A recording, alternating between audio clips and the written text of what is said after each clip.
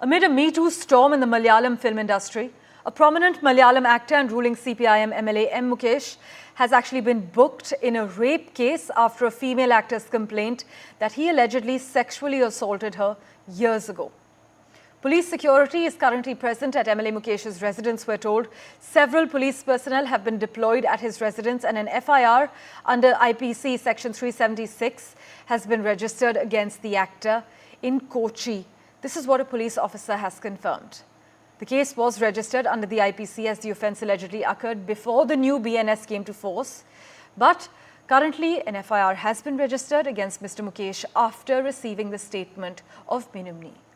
Let's just listen into the reaction coming in. We have taken the statement of victims. The SIT team had taken the statements. Different incidents had happened at different police station jurisdictions.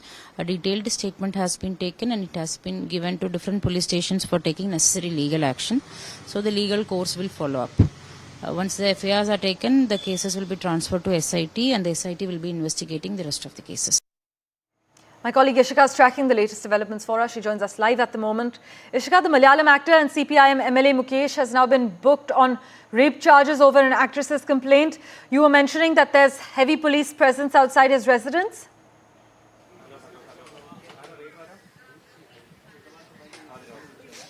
Well, yes, in fact, we are present just outside MLA's Mukesh residence here. We'll like to show you the visuals first. Now, remember that, in fact, the FIR has already been registered against the sitting MLA Mukesh. And, in fact, these are non-bailable charges that, in fact, have been, put in the FIR. But you can see here the visuals that we are getting you from outside MLA's Mukesh residence. We're seeing that the police security here has been increased. Several police teams have been deployed here at Mukesh's residence since morning here. Now Mukesh in fact had asked for increased security from the government because of the protests that we are already seeing against MLA Mukesh. Remember, even yesterday there were around 100 women activists of Kerala who issued a joint statement demanding his resignation as the MLA and also his removal from the film committee. Now not just that,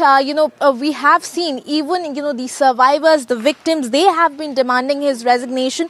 So amid all of this, Mukesh had asked for police security and that now has been given by the government. So certainly quite ironical visuals is what we are getting here. But what we are also getting to know is that Mukesh is likely not inside his residence. So that certainly is also, in fact, shocking for the viewers as well here.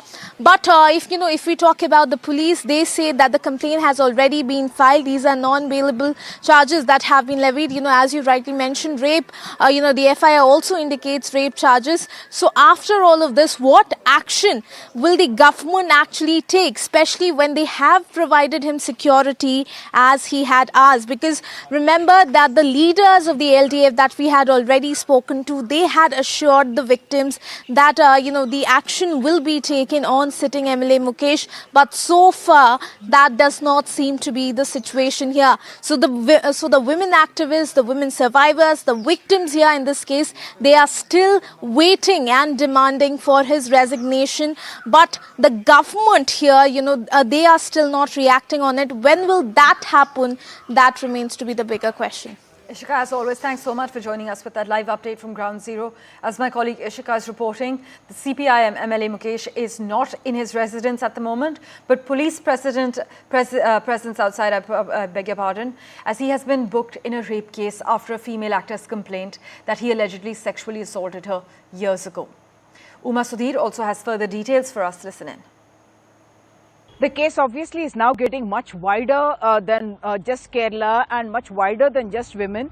Now, of course, as you mentioned, this case that is being reported saying that in 2012, a man has claimed that in a Bengaluru hotel, director Ranjit Balakrishnan had called him and he had asked him to go naked and then had described his eyes as beautiful, etc. And he says the rest of the details he will be giving to the police. This is something that's been reported in the media as of now. So what we also know is that there is also other people, not just actors and actresses, that are coming forward to lodged these complaints, but there is also a script writer who is now made a complaint against director Mr. Prakash, who we understand now has sought an anticipatory bail against this FIR that's been registered against him, because all these are anticipatory bail cases. Three things that I must point out. One, that now we must start observing whether the political fallout is felt now by the left front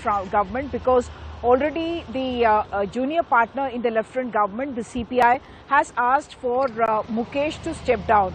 As you mentioned, at least 100 women activists have in fact signed a letter saying that they will ask for Mukesh to step down as MLA. So will the left front government also put pressure on Mukesh to step down? Because already we do know that a committee that was formed on the 10th of August to formulate film policy and to make Kerala as a hub for national and international cinema, and to talk about the trends and challenges in the Kerala film industry or the film industry in general.